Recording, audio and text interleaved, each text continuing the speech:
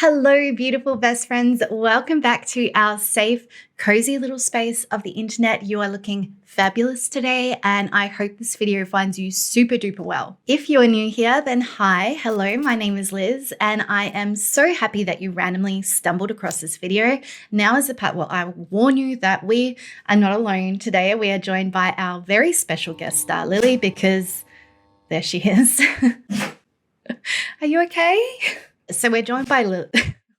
Are you okay? Yeah, so we're joined by Lily today because she has serious attachment issues and she hates it when I lock her out to record. So you might hear her in the background, and she might also pop her head up here and there to give us emotional support breaks, which we might actually need in today's video, to be honest. So I hope everyone is having a fabulous February so far. Does anyone else feel like they blinked and January was over, or is that just me? And it's nearly Valentine's Day, so I'm going to get in early and wish you all a super happy Valentine's Day. I hope you spend it with someone that treats you like the royalty you are. And if not, who needs a stupid Valentine anyway? You're fabulous, just as you are. Personally, I've never been into Valentine's Day, really. I'm like, Galentine's Day, yes. Valentine's Day, What's Galentine's Day? Oh, it's only the best day of the year. For today's video, we are going to be talking about the 2009 Valentine's Day murder of Tiana Notice. And this case, let me just warn you right now, is extremely frustrating because Tiana's murder really was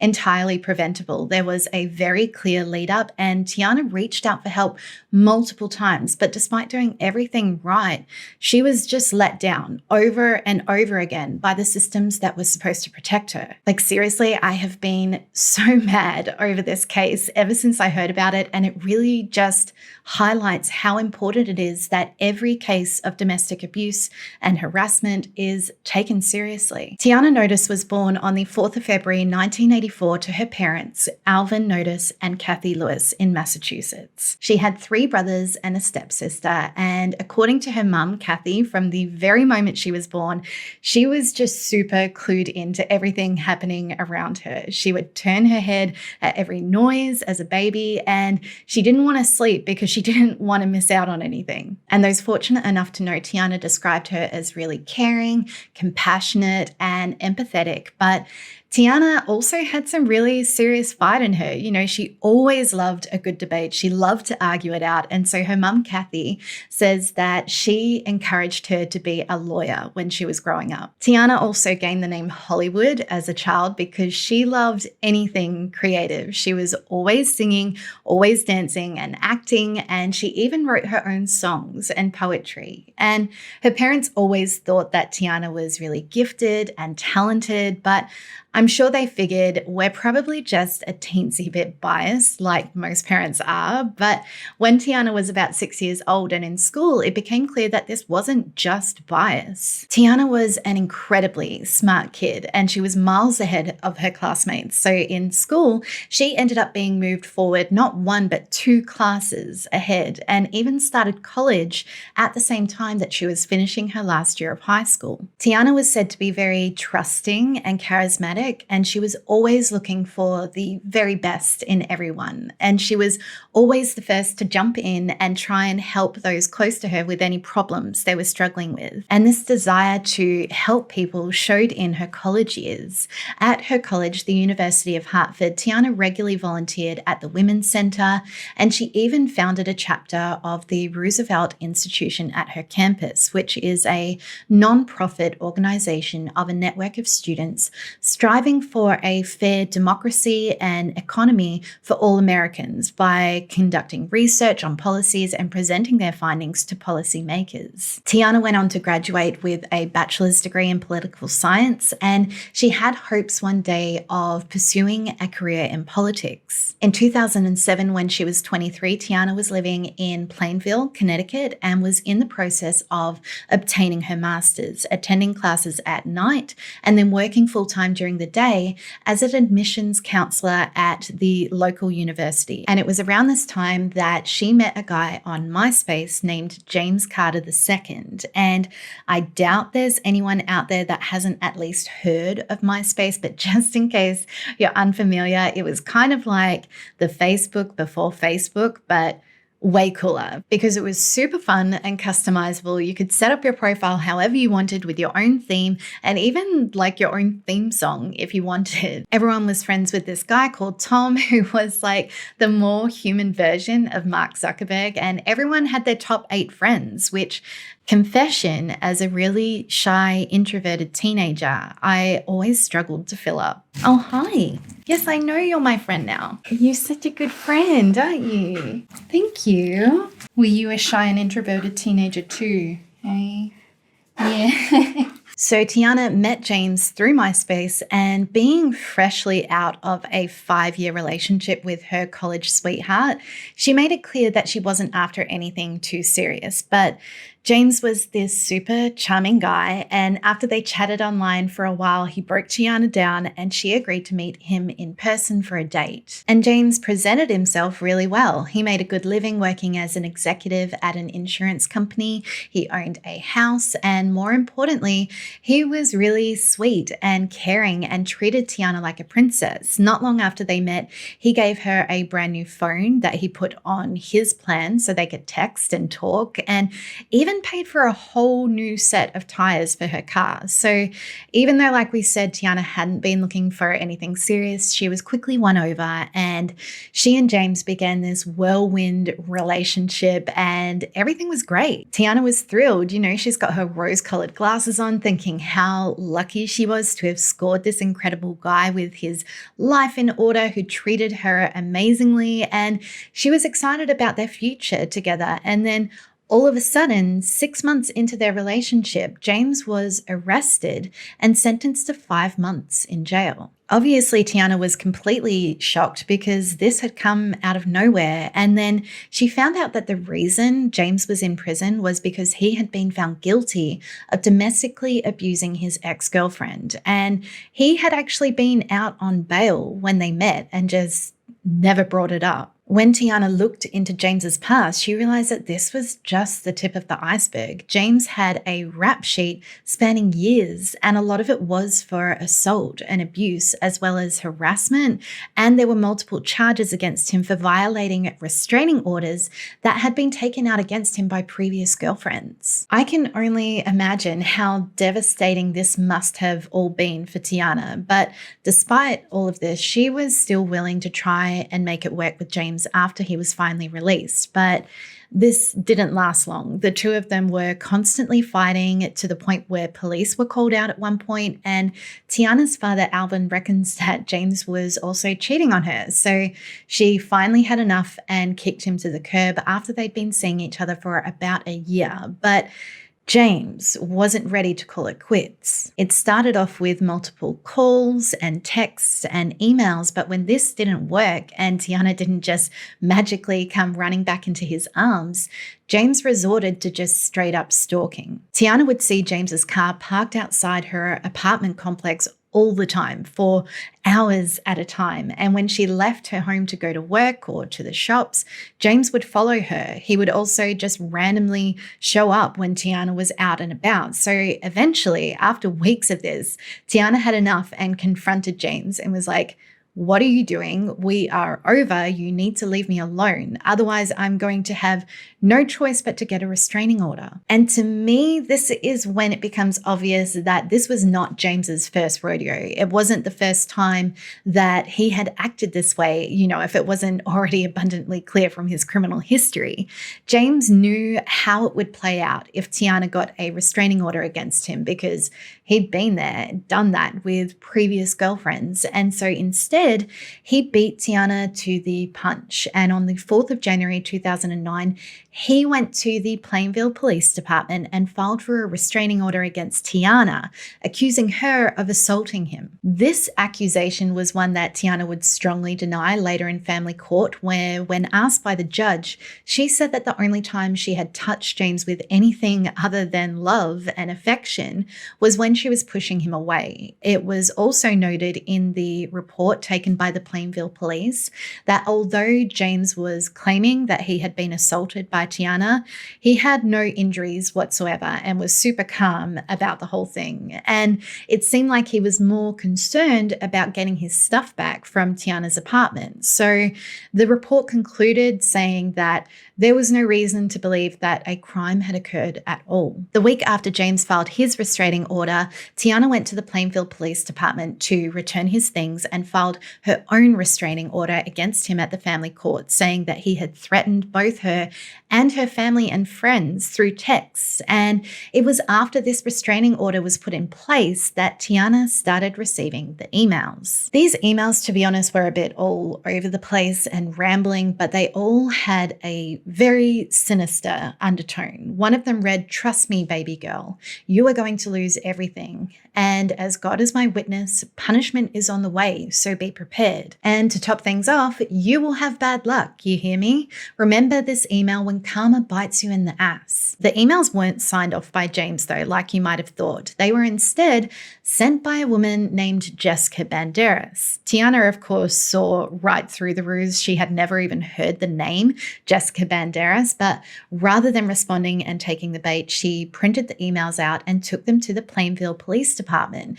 and told them that she was sure that they had actually been sent by James himself and that he was violating the restraining order she had in place against him. And the Plainville Police's response to Tiana was to tell her that these emails weren't threatening in nature. Yeah, I don't know how you could read "punishment is on the way, so be prepared" as anything other than a threat, but apparently that's how the Plainville Police Department felt. And when they interviewed James about the emails, he told them that Jessica Banderas was his new girlfriend and said that he wanted Jessica protected from Tiana.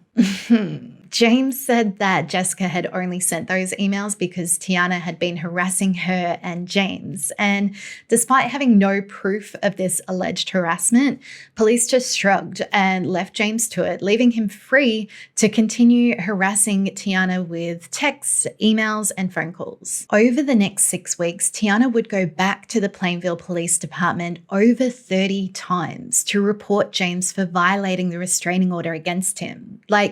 That's an average of 1 complaint every 1 or 2 days, but they refused to take Tiana's complaint seriously. So Tiana was doing everything right and everything in her power to stop James, but no one was doing anything to help her, and the restraining order may as well have not existed. Towards the end of January, Tiana received a phone call from the Bloomfield Police Department. Yes, a different police department about 20 minutes away, asking her about a letter that James claimed that she had sent him. And this letter was a photo of Tiana on which she had supposedly written something along the lines of, "Hey, it's Tiana, call me." And the officer who accepted the letter from James was like, why would this guy's ex-girlfriend send him a picture of herself and feel the need to say who it was? Obviously they had dated and James was going to recognize her. The whole thing was obviously fishy, and yet somehow this complaint from James was taken way more seriously than any that Tiana had filed against James. And even when Tiana told the Bloomfield Police Department, no, I'm the one being harassed, I didn't send that letter and I want nothing to do with James, the letter was sent off for lab analysis to see if any latent fingerprints could be lifted from it. And meanwhile, if things weren't crazy enough, another letter that, again, Tiana had allegedly written was also being investigated as well, this one threatening her former employer. But it was later determined that this letter was never sent by Tiana at all, of course, but by James, in an effort to get Tiana in trouble at work. work by impersonating her. On the 7th of February, Tiana came out of her home to find that during the night, someone had slashed all 4 of the tires on her car. You remember the tires that James had bought her when they started dating. And so she went straight back to the Plainville Police Department to report that her car had been vandalized and told them that there was no way that it wasn't James. And this is where things start to get beyond frustrating, because the Plainville Police Department didn't even bother investigating this report. They just told Tiana, sorry, there's no way for us to identify who slashed your tires or prove that it was James. So there was no point in looking into it at all. Even though obviously Tiana hadn't slashed her own tires. So even if it wasn't James, someone else had to have done it, and that person needed to be brought in and charged for vandalism. But no, police never came out to get fingerprints or to see if there was any witnesses, nothing. Tiana was seriously freaked out by this point, understandably. And I also imagine she must have been just so incredibly frustrated that the police weren't taking her seriously and seemed to have zero interest in protecting her from James. So that day, Tiana's father, Alvin, came over and installed a security camera outside her apartment so that when and if James decided to return, they would have proof to show the police. And, then hopefully they would take some kind of action. Then less than a week after this, the day before Valentine's Day, James called Tiana at her work, once again violating the restraining order she had against him. And once she realized it was James, she hung up, but he just kept calling back. So Tiana called the Plainville Police Department to report him. But the Plainville Police Department were like, oh, if James is bothering you at work, we can't help you because that's outside of our jurisdiction. And they referred Tiana to yet another police department. And I know there's a whole lot of police departments involved in this case. Don't worry though.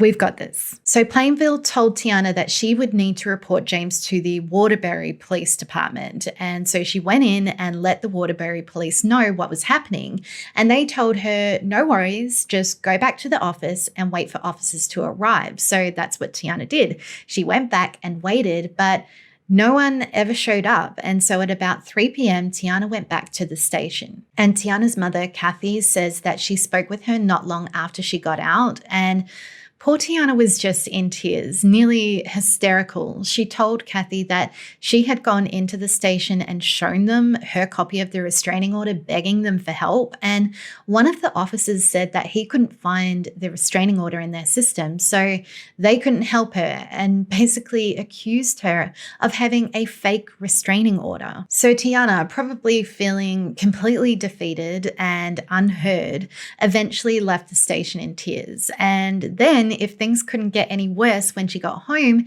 Tiana found a letter pinned to her door that was clearly from James. This letter read, Tiana, forgive me. I never cheated on you. And if you don't believe me, read Psalms 32. Please, if I'm lying, may God take my life. I never ever cheated. Forgive me for everything else I have done. I'll admit I actually looked up Psalm 32 out of curiosity, and I don't know if James read it properly, because the whole thing is about a guy confessing his sins to God and then the joy he felt in being forgiven. He wasn't denying any wrongdoing or cheating like James was. But anyway, off topic, what's really frustrating here is even though Tiana's dad had put up that security camera less than a week earlier and it should have caught James red-handed, the tape in the camera had run out, so there was no footage of James putting the letter on Tiana's door. I know. Why are security cameras never working when you need them to? Hi. I know. Why are the cameras never working when you need them to, hey? You're such a sweet girl. Tiana took the letter to the Plainville Police Department that night and was promised that they would investigate and follow up with her ASAP, but of course, I'm sure as you can guess, she never heard back from them. And Kathy was obviously equally frustrated and scared for her daughter's safety. So she called the Waterbury Police Department that night. Remember the guys who had accused Tiana of having a fake restraining order. Kathy called them and asked to be put through through to the officer in charge to talk about James, but the response she received was essentially that they were understaffed, it was a long weekend, and they had other cases to deal with. So Tiana should come back on Tuesday and they would see what they could do for her then. Then it was Valentine's Day, and Tiana woke up that morning to multiple emails that James had sent her the previous night. And these emails, unlike the others, were signed off by James from his email address. So he wasn't even bothering to try and hide behind his girlfriend, Jessica Banderas, anymore. In these emails, James said, "God told me to write, so don't tell the cops. I'm going through a life or death situation right now, and you are the only one I can talk to. You ever been close to death and thought that you were going to die? If I am lying, may the Lord strike me down and kill me tomorrow. My dad said that he had a dream that our neighbors gave us 2 tombstones at our house.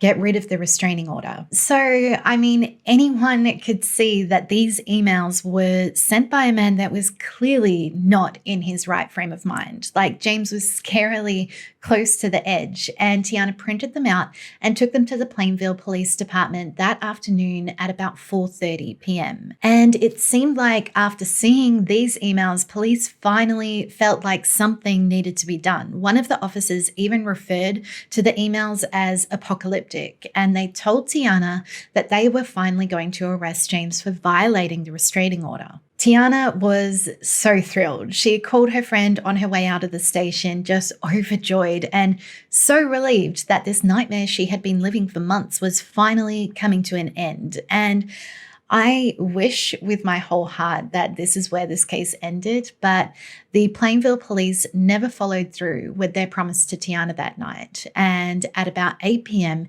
instead of going and arresting James like they said they were going to, a police officer gave James a call and informed him that they would be conducting a full investigation. And if they found out that James was responsible for sending the emails and the letters to Tiana, then a warrant would be issued for his arrest. So basically, James had now been tipped off that Tiana had reported him to the police after he specifically asked her not to, even though that officer that called him had more than enough evidence in front of him provided by Tiana to go and arrest James on the spot. We're talking 6 weeks of continuous violations of this restraining order. And if anyone at the Plainville Police Department had bothered to check James' criminal history, they would have seen that he was a serial offender and that this wasn't a new pattern for him. And I guess maybe this officer was hoping that this phone call would be enough to scare James into leaving Tiana alone, but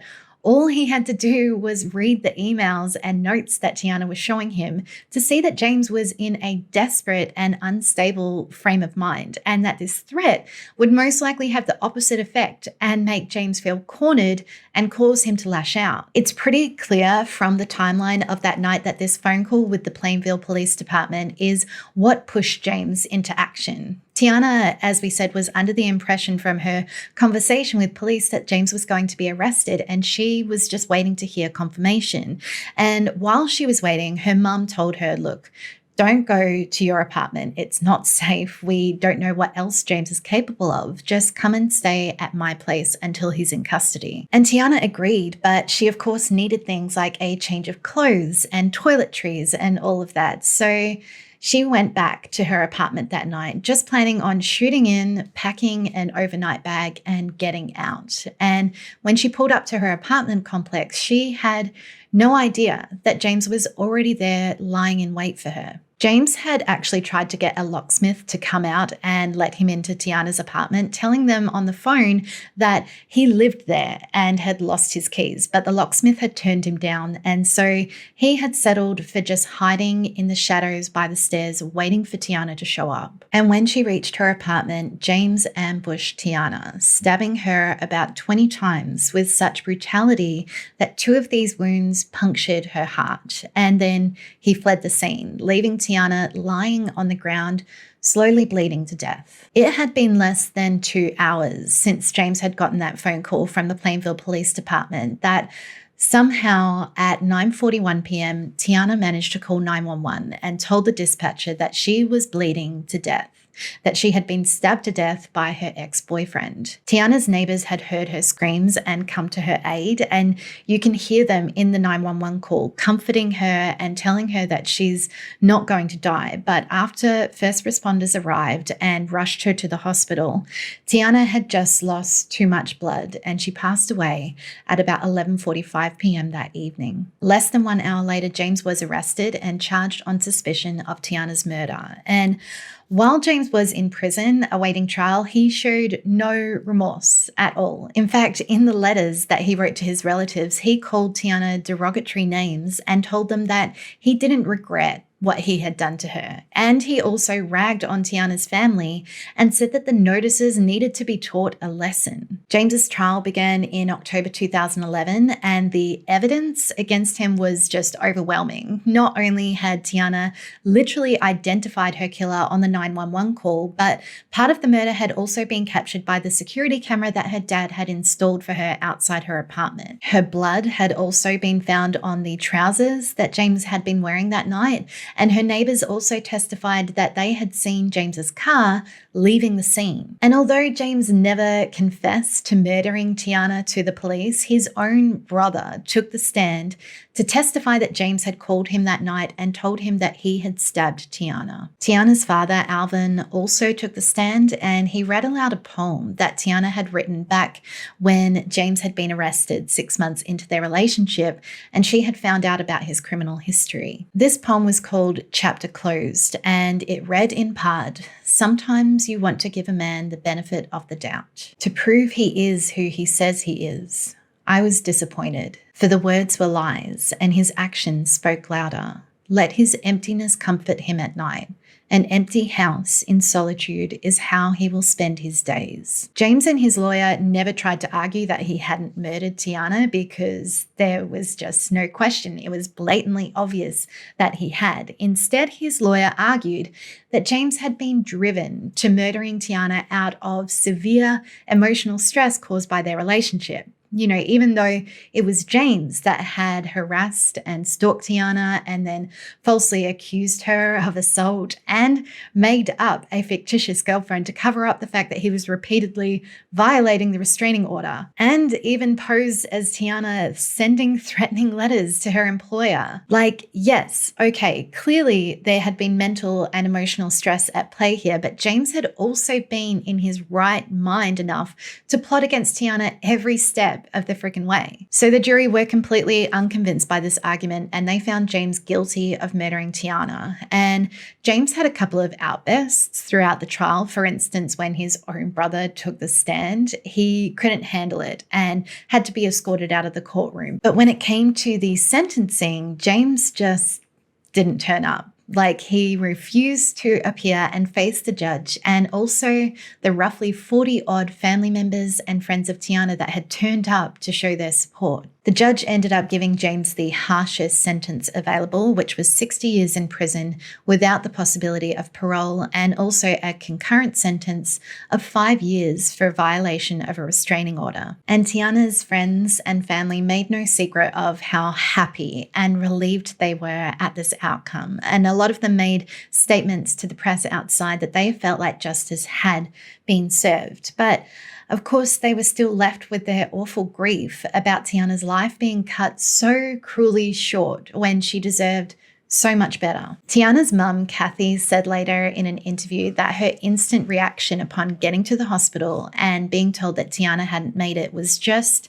being so mad at God for allowing something like this to happen to her daughter. And Alvin, Tiana's dad, said that his initial reaction was, well, who did it? And he didn't have to think very long because he knew who had done it. And he was determined to do everything in his power to make sure that no other young woman's life would be cut short in the way that Tiana's had. So he and Kathy formed the Tiana Notice Foundation to help victims of domestic violence. They wanted better protection for victims, for police police to take these cases more seriously, and also more action from legislators and the court system. And they've worked really hard to help reform the laws surrounding domestic violence. One of these laws that they helped get passed allows the GPS tracking of serial domestic violence offenders so that if they come too close to their victims, there'll be some warning, the kind of warning that would have saved Tiana's life that night had she known that James was lying in wait for her. And Alvin has also installed security cameras at the homes of domestic violence victims, along with other volunteers that he's gathered free of charge. In April 2014, Tiana's estate was awarded $10 million in a wrongful death lawsuit against both the Plainville and Waterbury police departments after a jury found that the police officers were negligent in their handling of Tiana's case.